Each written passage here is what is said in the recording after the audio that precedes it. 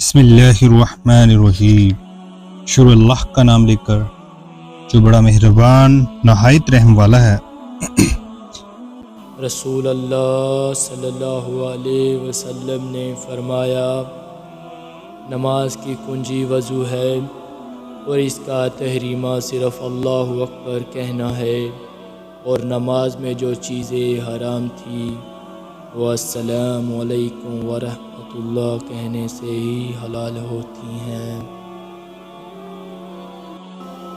نبی اکرم صلی اللہ علیہ وسلم نے فرمایا، نماز بغیر وضو کے قبول نہیں کی جاتی اور نہ صدقہ حرام مال سے قبول کیا جاتا ہے۔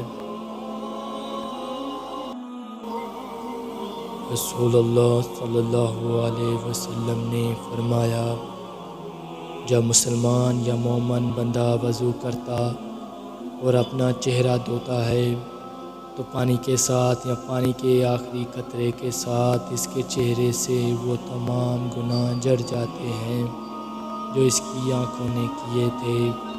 اسی طرح کوئی اور بات فرمائی، پھر جب وہ اپنے ہاتھوں کو دھوتا ہے تو پانی کے ساتھ یا پانی کے آخری قطرے کے ساتھ وہ تمام گناہ جھڑ جاتے ہیں جو اس کے ہاتھوں سے ہوئے ہیں، یہاں تک کہ وہ گناہوں سے پاک و صاف ہو کر نکلتا ہے۔